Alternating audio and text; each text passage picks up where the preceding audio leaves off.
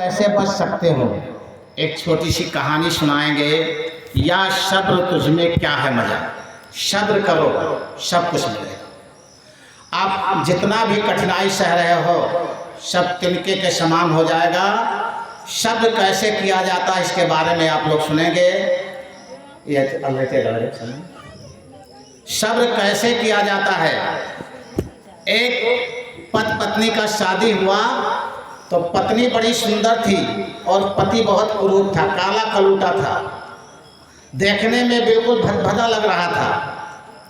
तो पत्नी पहले क्या था, जो शादी होती थी तो बच्चियां शादी के बाद ही अपने पति को देखती थी। अब तो पहले देख लेती है, पसंद कर लेती तब होता है, लेकिन पहले ऐसा नहीं था। पहले लड़की जब आती थी ससुराल में तो अपने पति को देखती थी। तो ये उस जमाने की बात है। जब वो ससुराल में आई तो क्या देखी कि हमारा पति तो बिल्कुल काला कलूटा है, इसका तो कुरूप है, शक्ल भी बेरंग है, ये तो बिल्कुल महानालायक दिखाई देता है। अगर हमारे कोई औलाद हो गई इसी तरह हो जाएंगे तो हम मैके जाने लायक नहीं रह जाएंगे, किस तरह का ये है। तो वो सोचने लगी अगर किसी तरह इसकी मृत्यु हो जाती तो ठीक था। 1 महीना तक विचार बनाती रह गई कि कौन सा उपाय करें, कैसे इसकी मृत्यु हो जाए, लेकिन कोई व्यवस्था नहीं बन पाती थी। 1 महीने के बाद उसके अंदर विचार आया कि जब हम ससुराल मायके से आ रही थी तो जंगल पड़ रहा था, जंगल में एक इनार था, कुआं था।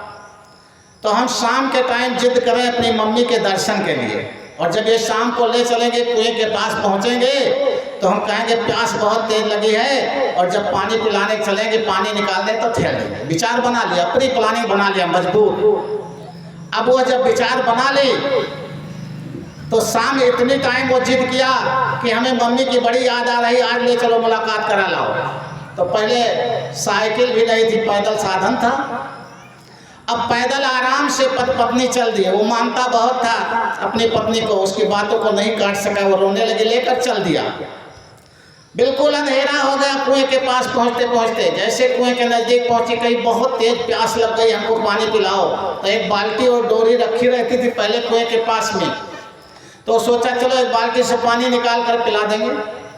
और जैसे वो कुएं में बाल्टी डाला, पीछे से इसने जय श्री राम खेल दिया, कहा काम बन गया। अब वो जब झम से नीचे गिरा तो तेजी से भगी मैके की तरफ, पत्नी चल दी। अब जब वो मैके की तरफ भगी तो कुछ ग्वाल बाल गैया लेकर के जंगल से घर को लौटे थे, तो वो देख लिए। तो बेचारे अपने गमछा उमछा बांध करके और इनार में ठेले, तो गमछा से पकड़ करके वो बेचारा निकल आया। 4-6 गमछे बांधे और खींच करके निकाल लिए। अब जब वो निकल करके बाहर आया तो भीगे हुए कपड़े में वो ससुराल चल गया। अब जब वो ससुराल चला तो वहाँ गई, अपने मम्मी पापा से कही हम तो भाग कर भगाए, लेकिन शेर खदेड़ा था दोनों लोगों को, वो भाग नहीं पाए, शेर उनको खा गया। अब रात में भीगा भागा बेचारा 11 बजे रात में पहुंचा ससुराल। दरवाजा खटखटाया, ससुर उसके बरामदे में लेटे थे। ससुर ने देखा, कहा भैया आ गए कहीं? हाँ। कुछ नहीं पूछा कैसे क्या हुआ। सासू को बुलाया, उसने दरवाजा खोला, फिर ससुर के धोती वगैरह दिया, बदल करके कुछ रूखा सूखा जो जल्दीबाजी में बना खाया, फिर सो गया। भगवान की भजन किया, कहा प्रभु पहुंच गए, जान बच गई। 3 दिन लगातार ससुराल में पड़ा था। तीसरे दिन सासू से कहा कि मम्मी अब भेज दो, घर पर कोई नहीं है। लेकिन लड़की पहले हिम्मत नहीं थी कि माँ बाप के आगे लड़की जुबान लड़ा दे कि नहीं जाएंगे या ऐसे है या कुछ है। पहले बड़ा संस्कार था, उसे संस्कार कहते, वही संस्कार आज खत्म हो गया। लड़की मजबूरी में माँ ने भेज दिया, दोबारा आई ससुराल। उसके बाद में प्रेम से दोनों रहने लगे। 4 लड़के हुए, 4 बहुएं हुई, और सभी बच्चों को 2-2, 3-3 पोती पोता हो गए। अब बुढ़ा तो चरपैया पर लेटा रहता था, ऐसे पड़ा रहता था, उठ नहीं पाता था, ऐसे पड़ा रहता था। लेकिन जब बहुएं घर में से बाल्टी लेकर निकलती थी कुएं पर पानी भरने, तो वो कहता था या सब्र तुझमें क्या है मजा। जब भी कोई बहू जाए पानी भरने बुढ़े के चरपैया बगल से, तो बहू को जब नजदीक देखे तो वो क्या है, या सब्र तुझमें क्या है मजा।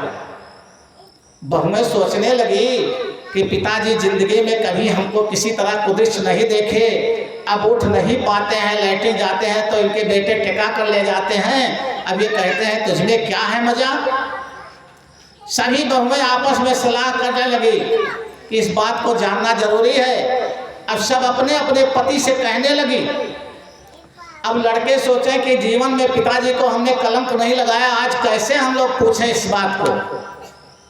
लेकिन जब बहुत अत हो गया, स्त्री अगर कोई जिद कर ले, जैसे सती माता ने जिद कर लिया नहीं मैके जाएंगी, शंकर जी जानते थे जाएंगी तो अनिष्ट होगा, लेकिन कभी रियाहट कोई रोक नहीं सकता, वो जिद कर लेगी तो पूरा होगा।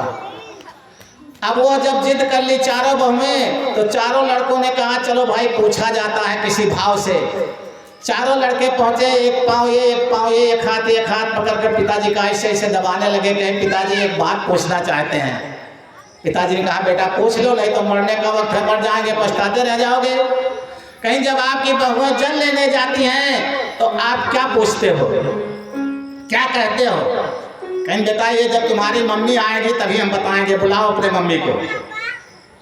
अब सासू जी बुलाई गई घर में से।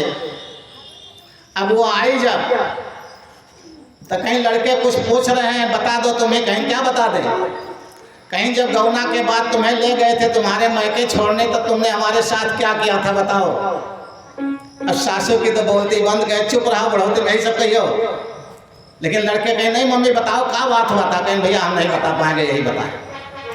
जब बुढ़े ने बताने लगा कि भैया हम कुरूप थे, सुंदर थी और हमको मैके जाने के बहाने कुएं में ठेल दी थी, और अगर हम वहीं से लौट आते ना जाते तो हमारे इतने बेटे बहू पोती पोता कहाँ से मिलते।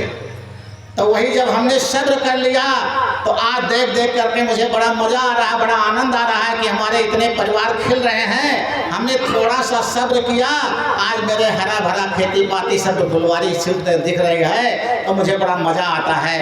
तो जब हम बहुओं को देखते, छोटे बच्चों को देखते, पोती पोतों को देखते हैं, तो हम यही गाना गाते हैं कि या सब्र तुझमें क्या है मज़ा। और वही देख करके मुझे आनंद आता है। उस आनंद को देख करके मैं 2-3 साल से जी रहा हूँ। अगर तुम लोग ना होते तब तक पहले मर जाते। तो अगर घर परिवार चलाना है तो सब्र करना सीखो। अगर आप लोग सब्र करोगे तो सुखी रहोगे, सब्र नहीं करोगे तो जीवन नर्क हो जाएगा। एक बाबू आनंद कंद भगवान की। श्री कृष्ण गोविंद हरे मुरारी, हे नाथ नारायण वासुदेवा। श्री कृष्ण गोविंद हरे मुरारी, हे नाथ नारायण वासुदेवा। श्री कृष्ण गोविंद हरे मुरारी, हे नाथ नारायण